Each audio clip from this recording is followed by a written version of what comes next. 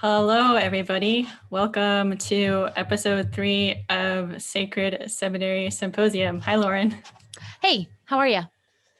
I am okay. I'm glad for this little break in the midst of, I hate to admit that I've been glued to a screen, but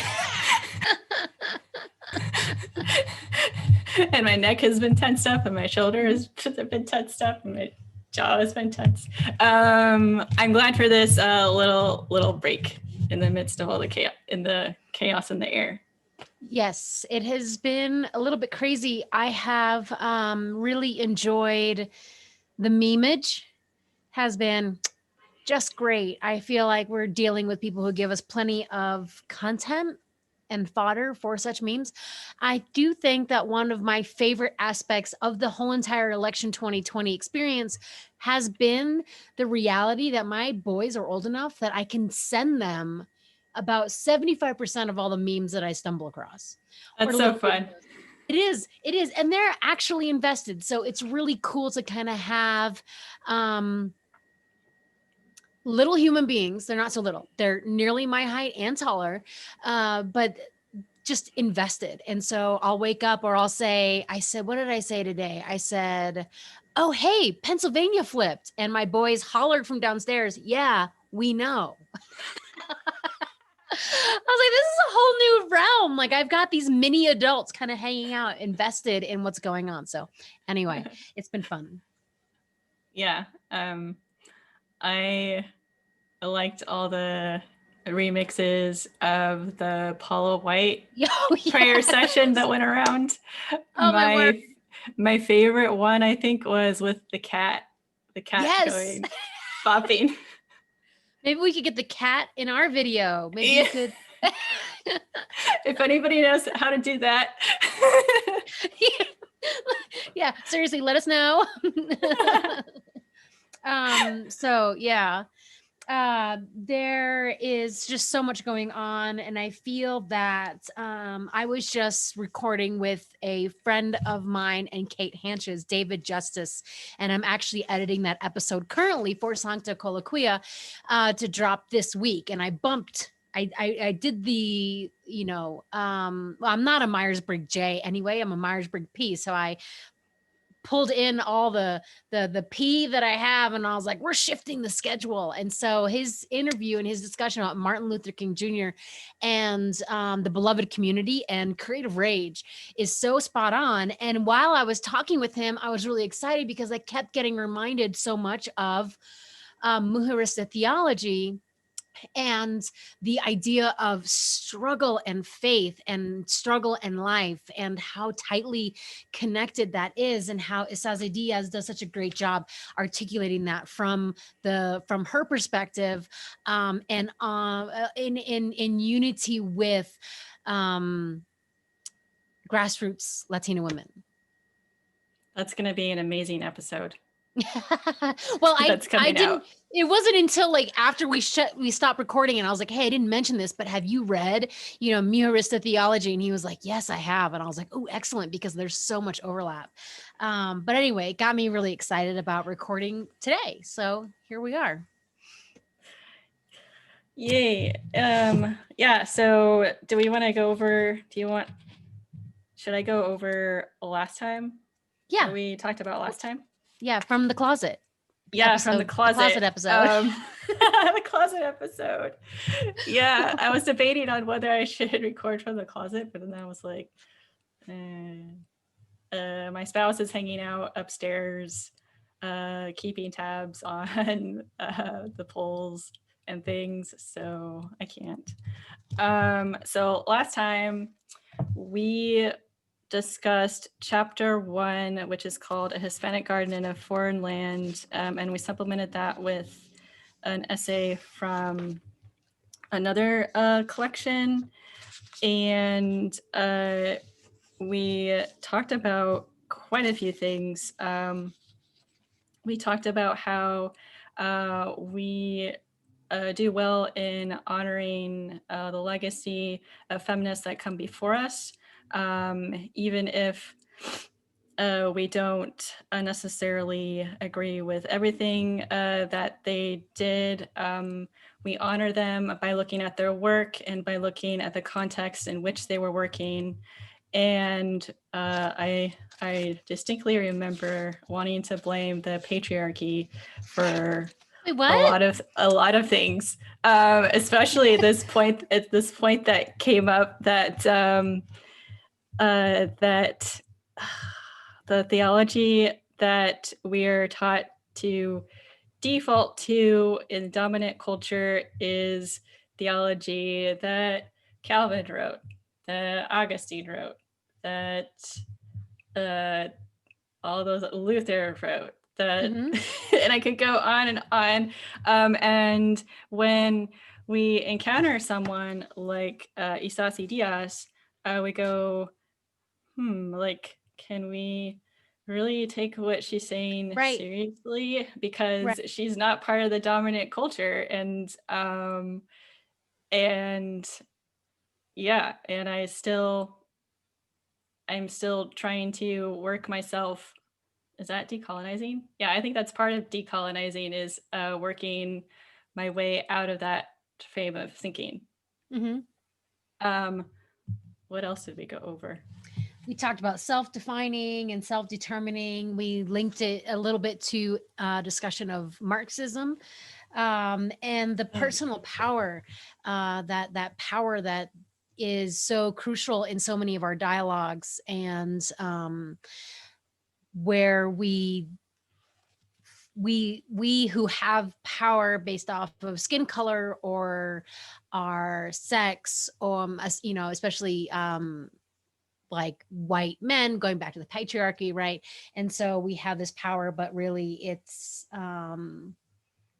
power that is in us to self-define, self-determine, identify. And so we talked a lot about power, and we definitely ended on that discussion about building off of the shoulders of those who have gone before us, and a lot of garden imagery. So we sort of covered the whole entire thing and talked a lot about Isasi-Diaz's life, it being one of the most biographical chapters. Yeah. And today we are going to talk about chapter 2, to struggle for justice is to pray, and I'm going to attempt the Spanish title, even though I might butcher like a tiny bit of it. Luchar Better you por than la... me.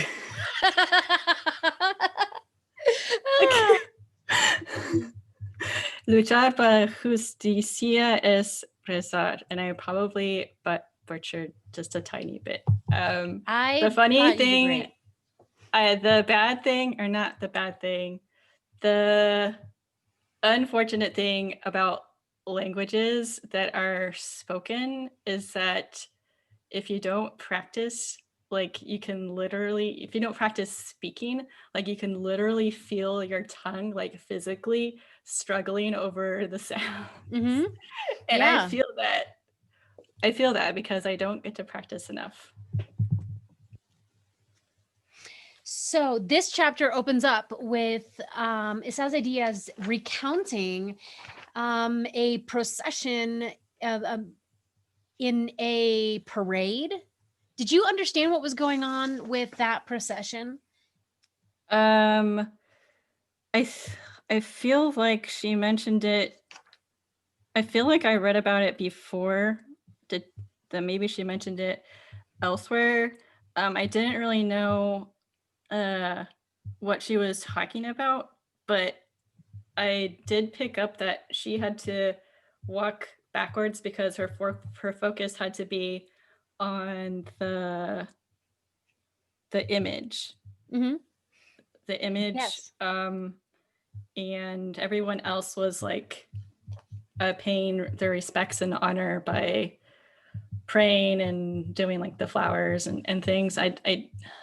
I don't think I've read about it anywhere else. Okay. So I'm not as familiar with it as I'd like to be in order to be able to visualize it better.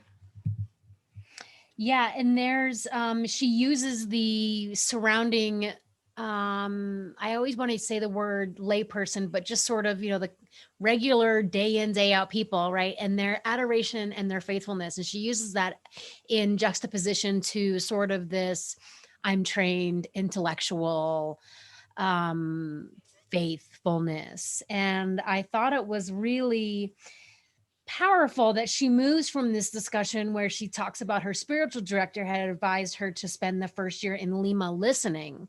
And I love that idea of listening, because when we think we know the things, we cease to listen because we think we're the ones who are sort of disseminating this enlightenment on the way down. And really, we miss out on being taught because we're sort of in this hierarchy that we've been accustomed to, based off of sort of the patriarchal model of a top-down engagement with other human beings. And she writes, as I walked home after the procession, I realized how privileged I was to have been part of such an outpouring of faith, the faith of the poor and the oppressed that maintains them. That is the sustenance in most trying situations. I felt my well-reasoned faith, a so-called sophisticated faith illumined by the right kind of theology, was not any deeper, any more pleasing to God than the faith of the poor people I had seen expressed for 2 days. I feel like that the attitude that we coming from, I don't know. Okay, so I'm going to use an example of a church in the United States or California, which is where I grew up, going down to Mexico for a missions trip, or like going to a Latin American country for a missions trip. And I feel like even though we go there, or we would go there with good intentions, like maybe helping to build houses or whatever, we would still go with this mindset of, oh, we need to convert as many people as possible.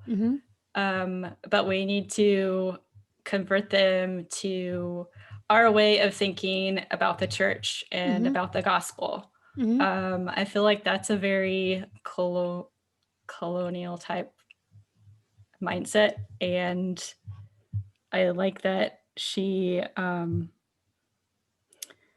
is vulnerable in saying, that's actually what I thought, but now I don't think it. Yes.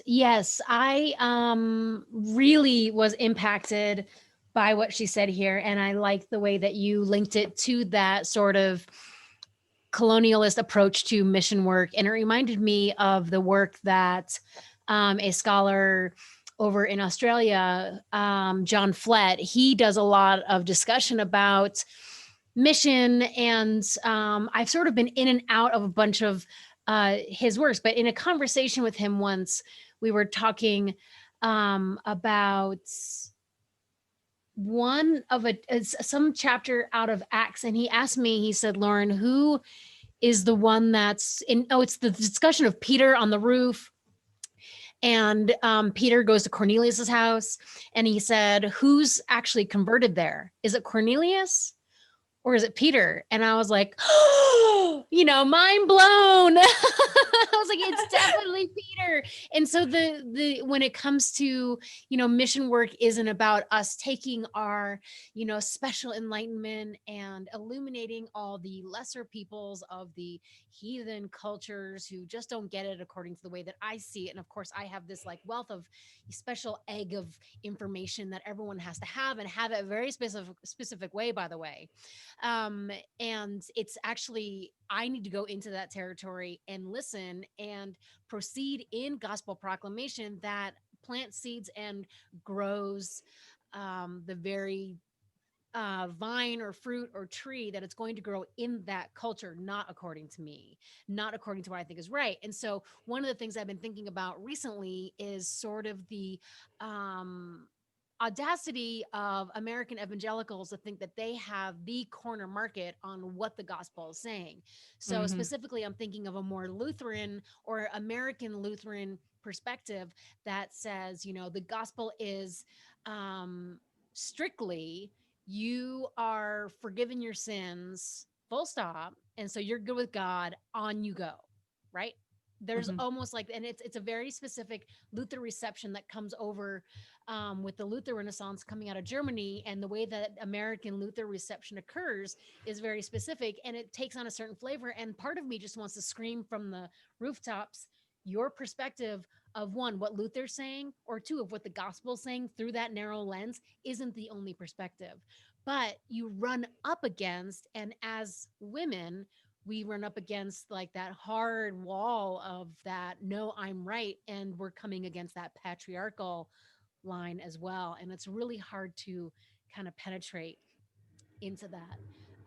But it's been something that I've been noticing and convicted of myself. Um, in conjunction with that, I have noticed that we tend to want to disabuse people of simple faith. I'm going to be very careful with this, because I do think that we might be seeing some instances currently of some really interesting interpretations of the gospel based off of sort of personal experience. And I don't want to discredit that. But at the same time, I do think that it's wrong to trump about disabusing people of doctrines that bring them hope, that make them want to get up and keep going. When we think that we have the answer, we actually cease being dialectical theologians, and we become the problem, because the Yeah. dialectical theologian is always asking questions rather than, no, you can't believe in the resurrection. You can't believe that Jesus ascended. You can't believe these things.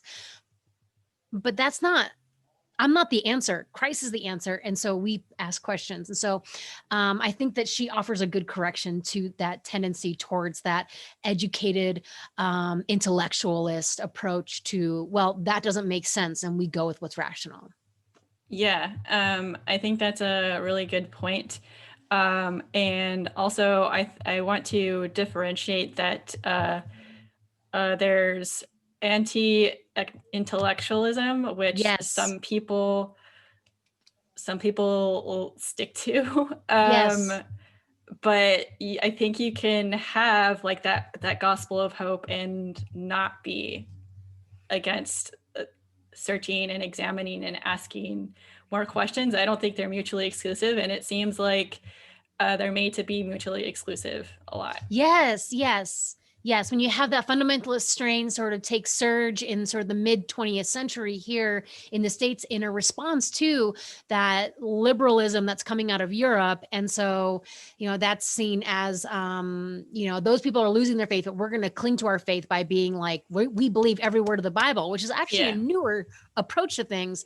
And that can be detrimental, because it does, you're absolutely right. It's a beautiful way to describe it. That anti-intellectualism is very problematic.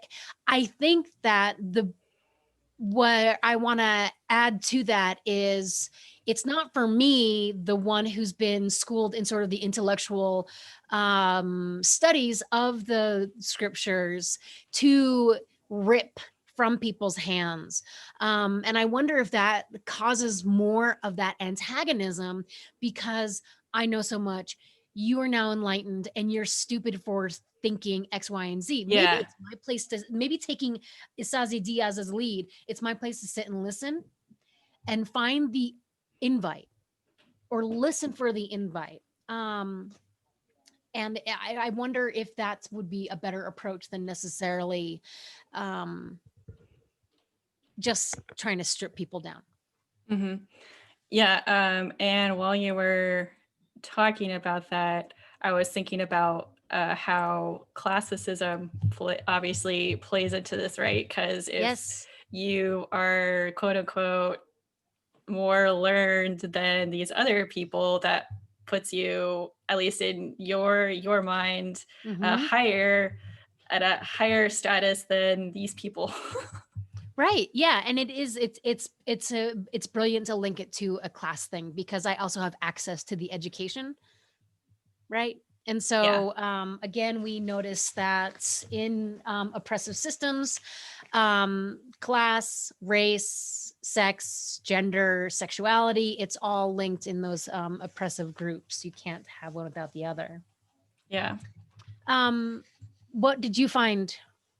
All right. So on the next page, Isasi-Diaz is talking about holiness and the conception of holiness as was taught to her or brought to her, and that she learned. And she says holiness in the convent was defined at that time in terms of self-sacrifice, long hours of meditation and prayer.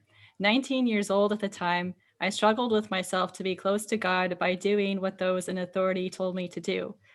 But it was to no avail. I did not feel closer to God. I could not convince myself I was a terrible sinner. I could not see any reason for flagellating myself. I could not see any reason for thinking I had failed terribly when I fell asleep in chapel during meditation at 5:30 in the morning. And I found myself relating to this because I had been noticing over the past couple of years that I have a very visceral reaction when I encounter the word holiness nowadays, because back in my evangelical, somewhat fundamentalist days, holiness was this personal piety thing. Like, you were confessing your sin, you were doing your devotions, you were going to church, you were doing everything you can to be like a good Christian and be holy. But rather than what Isasi-Diaz does here, I was like, I totally, like, I didn't see myself as having any other option. So I tried my best and and it didn't work. Like, I was always falling short according to someone, somewhere, somehow, right? So, but so I admire her for, like, you know, as a 19-year-old, being like tenacious and like and strong-willed enough to be like, this isn't what holiness is for me. Like, Right. I don't need to do this stuff. And also I liked this because I do think that when you're talking about piety and holiness, you do have to take into account someone's individuality and someone's makeup, and you can't and you shouldn't go around telling people you're only holy if you sit still and pray, because some people can't sit still and pray and like be silent. They have to go outside and go take a walk. They have to go march in the streets, which she talks about in this chapter, I think. Praying with your feet, like activism is a form of prayer. And so what works for somebody might not work for another person. Right. And yeah, so yeah, those are the couple of reasons I appreciated that. Yeah, I was really struck by that section because she says, I could not convince myself I was a terrible sinner. And I thought, she loves herself. She's like, wait, why am I a terrible sinner? You know? And I think about how often, at least in the circles that I've run, where part of the process of evangelism and mission is about showing someone how horrible they are. So essentially, if you wanted Isasi-Diaz to sort of fall in line with that more, again, I'm going to talk about like the American Protestant scene, about you are a horrible sinner and God is angry at you. You have to do a verbal violence to her psychology. And then you have to then turn around and say, but I've got good news. Jesus died for your sins and now you're saved. That is so violent. If you think about what is actually going on, is stripping. And I just love the fact that she said, I couldn't find that I was a terrible sinner. Like, that didn't make sense to me. And I was like, preach.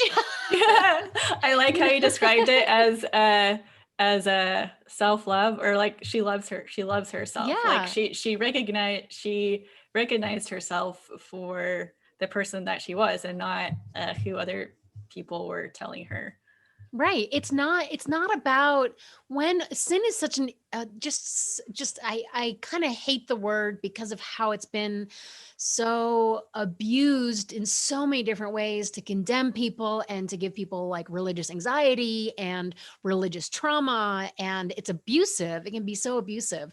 But the way that I have sort of grown to kind of see sin is this: when I am trying to build my ladder or stairway to heaven, right? Like when I'm trying to do what it is that I need to do so that I can um, feel that God, if there is a God, would like me. That's the breakdown, because I'm losing that kind of central aspect of kind of restedness or hearing rightly or seeing rightly or experiencing God rightly. I don't think it's about I once again didn't have quiet time, or once again I had one too many Oreos, or this thing that I had to get rid of. It's just the almost for me, sin becomes a thing when I get my wheels spinning in a turned in incurvatus in se way, right? Like when I start turning inward and being so consumed with my purity, my piety, my holiness in the way that she's describing it, that to me is way more, would classify for me way more as sin than necessarily being an activist in the world, which some people would call you're not trusting God. Mhm. You see that rhetoric right now in social media, but Mhm. that whole rhetoric of if you're worked up about who's going to be president, you don't have faith. And I'm like, I don't think that's true. But there's so anyway, so I love that section. I thought it was really, really great. And that her spirituality, that she kind of ditches the word. And this did make me think of you because we had a conversation on Twitter about the word holiness. Oh yeah, And yeah. so when I was reading this, I was like, ooh, this is perfect, because I think this is exactly like ditch the word. Yeah. Just like, I just didn't like it. And so, but anyway. Yeah. So this chapter was like really short, but I think we underlined quite a few Yeah, we did. quite a few little sections. What was something else you wanted to share about? Well, I just looked at our notes. Sabrina and I keep a document where we write out some quotes and we share it so we can see it. Yours comes next on page 32. The next thing that you found interesting. Oh, nice. Okay, that works out well. I could not remember the page numbers. All right. So page 32, she writes, though I was not to articulate it until years later, it was then that I began to realize that the lived experience of the poor and the oppressed was to be the source of my theology, the grounding for what I believe about God, and the basis for understanding what God asks of me. I became aware of the fact that they were too busy struggling for food, a roof over their heads, and medicine for their children to worry about saving their souls. Their daily undertaking to find bodily sustenance parallels the original, quote, give us this day our daily bread, unquote, which is not a spiritual petition. So that was like a good segue to this actually, because reading this today, I was immediately recalling the people who are saying very loudly that they are going to go on with their lives and be happy no matter who gets elected president. Not to worry because God's got everything. Jesus is on the throne, etc., etc. And I'm like, isn't that like spiritual bypassing? And isn't that a form of abuse? Because there are actually people who are struggling not spiritually but materially. Right. Yeah, no, And So it is a privilege when your material needs are taken care of to the degree that you don't have to worry about them, and you can spend your time being quote unquote spiritual, Mhm. and like pray and meditate and all the good, which is not bad in and of itself. Those are not bad practices, Mhm. but they they are not more important than having your material needs taken care of. Right, right, right. And so that reminded me of a section of Bonhoeffer's Ethics where he talks about ultimate and penultimate needs. And when there is, so he does kind of create a hierarchy. He does think that the gospel, the justification by faith alone, apart from works, is sort of the great thing. It's not, it won't hit unless the penultimate needs are being met. So while the gospel proclamation and having someone come to an encounter with God in the event of faith is for him the ultimate thing, he's like, no one's going to hear you if their stomach is rumbling or if they're Exactly. sick, and like it's going to fall on deaf ears. And he doesn't really tease that out too much anywhere else in ethics, but it's such a brilliant understanding of we need to meet the material needs first. The penultimate has to be met first before you can even begin to bring sort of that ultimate thing about proclamation of the gospel. Proclaiming the gospel to someone who's starving and just being like, aren't you glad that Jesus is on the throne? Is condescension. And again, I use this word a lot, but to me, it's spiritual violence. Yeah, it's violent. I was also thinking of the Epistle of James and how he, writes that it's useless for someone to send this person away like with a blessing without meeting their material need that they came knocking on your door for. Mm-hmm. Yeah, and it's interesting that people who want to take some aspects of the Bible so literally do not take that very literally. Nope. I'm just going to throw that out there. And we're not supposed to mention James. I'm just kidding. I like the book of James because it's it like comes against like so much just really bad Protestant understanding of works. But yeah, it's so good. I was thinking of the time when the paralytic is lowered. The paralytic man is lowered through the roof to Jesus. Like the order that Jesus does this in, the healing is first physical. And then just for the crowd, he's like, and your sins are forgiven. So I think if Jesus is going to go in that order, and it's not necessarily, he doesn't make it like a prescription or a recipe. He does do that in that instance. So I don't think that we should necessarily make the spiritual as something so important that the material is sort of, bypassed, as you pointed out. And yes, it's been infuriating, the people who have expressed and exposed their own comfortability by saying, oh, I don't care who's president, Jesus is king. There's like 75% of our population that does care. And we should care. 75% of our population, that number is so wrong because 70% of our population is white and comfortable-ish. Right? Because we have class in there. I'm getting down to a rabbit hole that I shouldn't get into. But I think that when we look at something like, I think what I'm building off of is the idea of like the 1%, who is actually truly comfortable, middle class and up. So that number is a lot smaller than the bulk of how this country runs, which is off of the labor of oppressed groups. That's where I was going with that number, kind of like looking at it as a triangle. The majority of the population is not doing okay, even if part of them are convinced that they are just because their skin's white. Yeah. And that's a good point because I don't know any people that I would call rich necessarily. So all the people I see or observe saying things like, oh, don't worry, everything's going to be fine.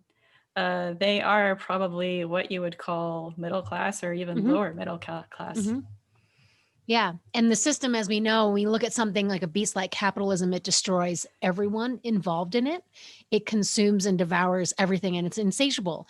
And so I was thinking recently of the early death rates for men in like standard patriarchal households where the man goes off and does all the work. And I remember a student asking me when he found out that I was a feminist, like, why would you want to die early too? And I was like, well, why don't we look at it a little differently?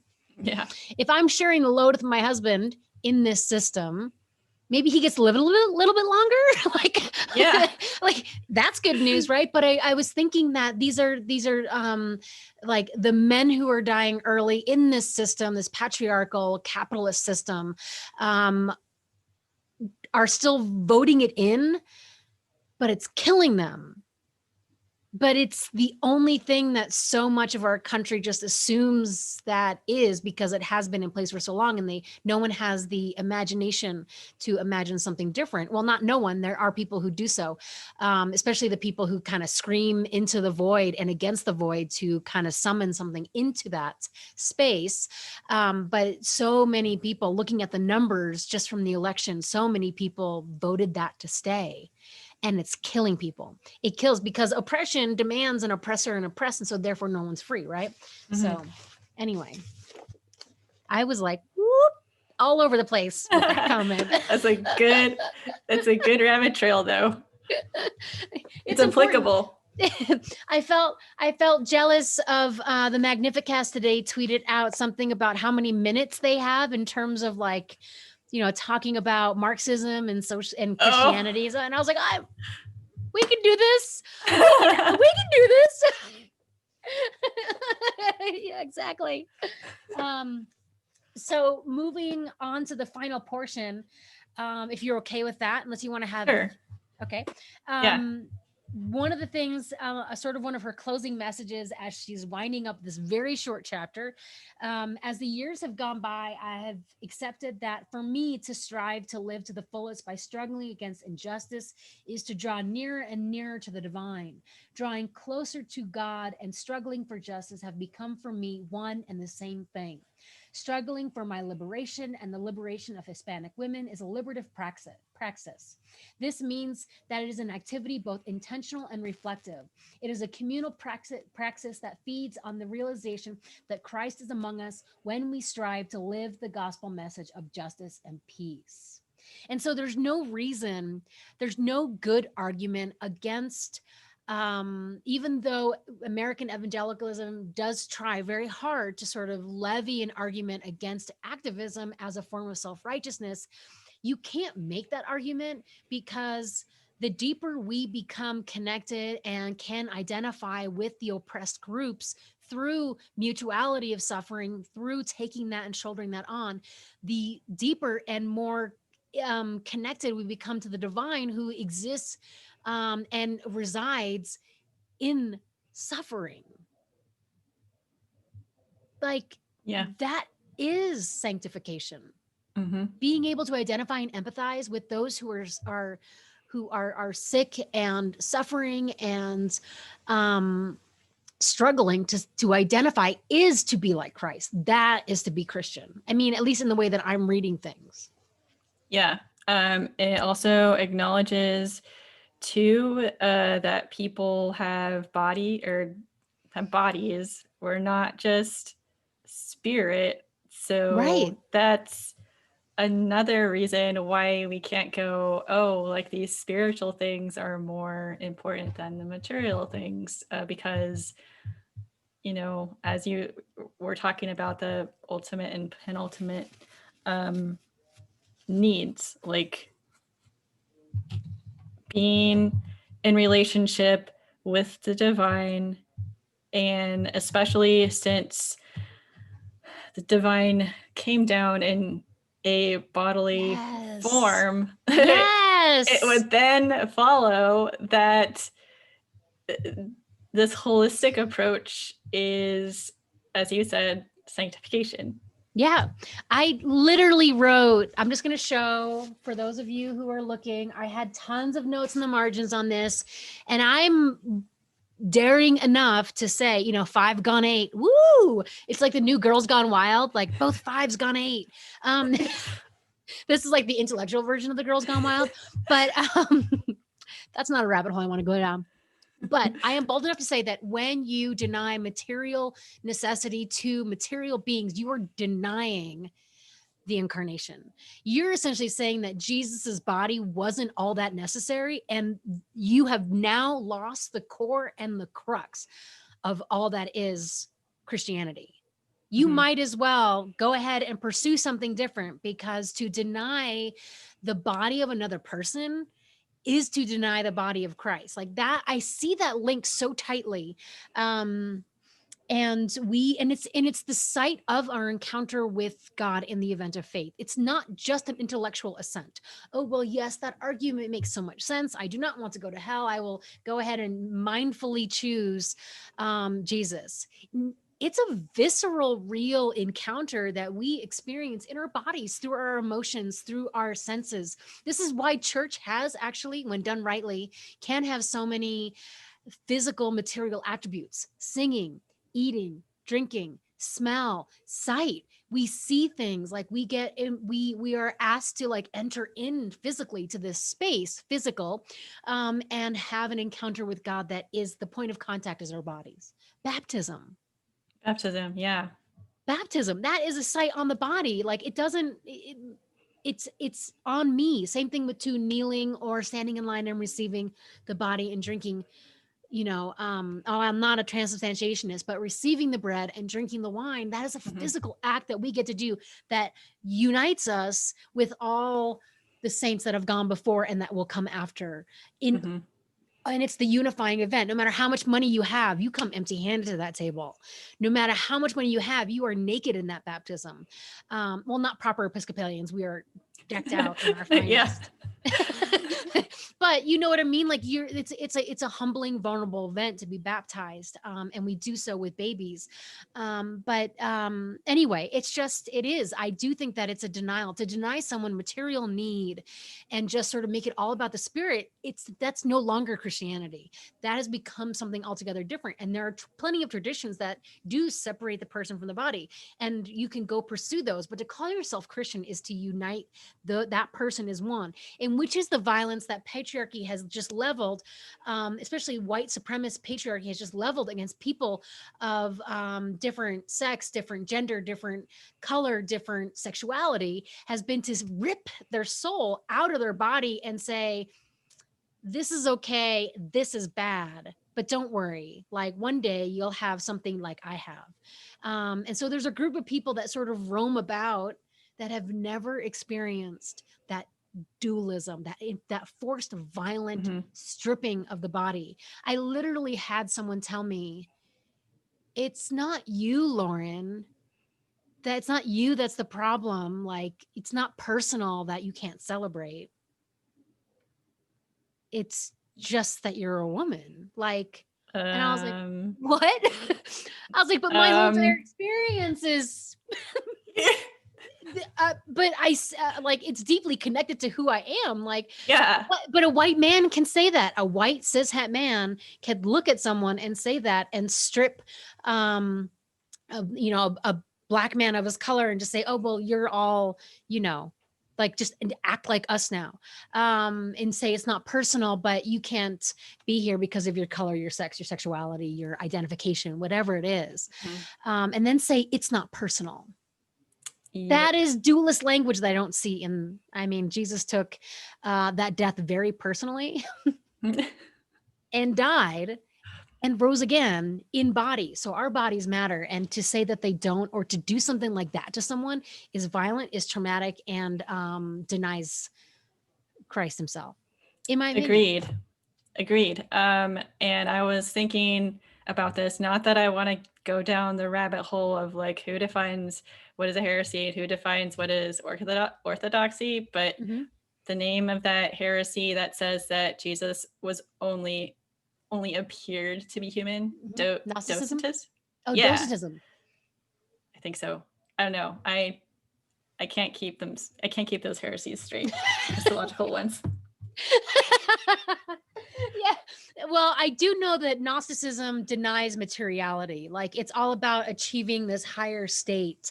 I could see Gnostics, but I don't have a lot of mental realty for all the heresies because there's so many. We love that word. And I taught world religions, and one of my favorite things was when we got to Christianity, I'd be like, oh, look, here's this word heretic.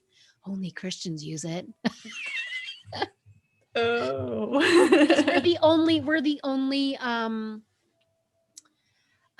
the only tradition that bases so much off of right thinking.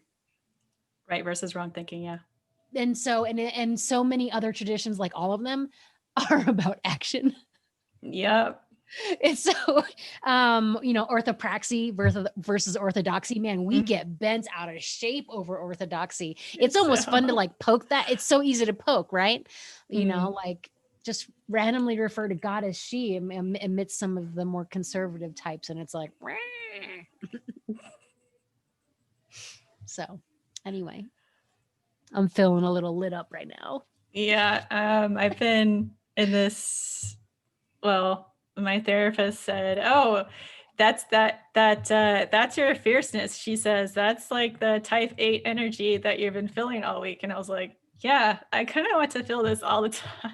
Yeah, but then I was like, no, wait, that would be way too exhausting. Like, I don't know if I could handle that. Like, maybe just once in a while, like, it's okay. But like, yeah, I've been feeling like that all week. Yeah, I think that is probably par for the course for a lot of fives that have a good amount of information, right? Because we are sort of, so Sabrina and I are both fives. I'm a 5-wing 4, and she's a 5-wing 6, and so we bracket all of fiveness just between the two of us. All of it, all of it done. But one of the like what you don't want is, so fives sit. We have our greed is avarice, and we sit on our information. I will read and read and read and read and read and read and read and not write anything. But the thing that you don't want is to have me in your presence go to 8 with all that information. That's like 8 energy with like 5 ability to research everything to death, right? You're done. Like, in that scenario, you are toast. It's so funny because we don't do it often, but when it comes to this, and this week has been drawing that out of me in fierce ways when I've seen so much just dastardly language that has been just leveled at groups that are just trying to live. And it has made me furious because I'm like, these people are just trying to survive, and you are above survival. You are in the process of being able to thrive, and you're telling people who are just trying to breathe, literally walk down the road without sort of any sort of casualty having fear. You're telling them it doesn't matter. It does matter. Like, I'm ready to go to fisticuffs. Now, I use the word fisticuffs there. Fisticuffs. Yeah. Nice.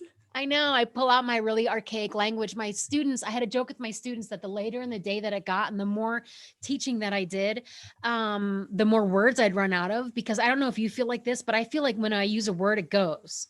It doesn't like recycle. And so I use a bunch of words in teaching. And then by the end of the day, if I taught for like 6 hours, my brain would be pulling words from like studying for the SATs or the ACT. Like it would be like, here's this polysyllabic word. And I would just use it. And the students would just look at me like, where did that come from? I'm like, I don't know. I'm out of words. And so now I'm getting desperate. Yeah, I can relate to Fisticuffs. Yeah. So anyway, anything else you want to add? 8? You want to go 8 anymore? I feel, speaking of 8s, I feel like Isasi-Diaz is an 8. She has that energy, doesn't she? She just says what she's thinking. I mean, I know we're not supposed to type people, but I kind of feel that 8ness whenever I read her. Yeah, she is also too, she has this 9-ness about her that's like kind of like going about her business, kind of peacemaker, and then all of a sudden it's like, whoa, so maybe she's like a 8-wing 9, or like she had people point out to her, oh, by the way, you're going to encounter racism. Oh, by the way, you're going to encounter sexism. And then she was like, and then I saw it. So there's this aspect of her that has this kind of 9 peacemaker sort of energy. But I agree with that. I agree with that. We welcome the opinions of anyone else who maybe knows more, has read Mujerista Theology or is more familiar with Isasi-Diaz. And the enneagram. Yeah, and outside the enneagram, of the number 5. I am not an expert. Yes, exactly. I'm not either. I don't have tons of time to research it to that extent. But I was talking to a friend yesterday, someone whom you have interviewed, Dirk Vanderhorst. Oh, yeah. And he was like, I don't know my enneagram. And I was like, you're a 4. You're hardcore 4. Definitely. And so he said he took a test. And so he's 4-wing 5. And I was like, boom, that's why we sort of jive so well, because we speak similar languages. So, but anyway, I was like, that's what, and then he has a high 2. And I was like, see, that was the other number I was thinking as well. But anyway, yeah, we're not supposed to type people, but I do it all the time. Oh no, I can't help it. I think it's that observation thing. Yes. That 5s have. Oh yeah, watching people. I love it when I get caught watching someone. Hey. It's not creepy. I'm just observing. That's probably a good note to end on. So if you like our show, please creep up. No, just kidding. Subscribe.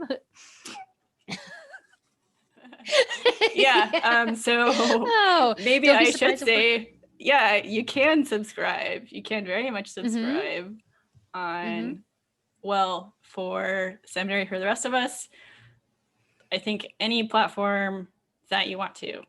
Yes. You can subscribe. And I'm not sure about Sancta Colloquia, but yeah, we are. There's many of us here.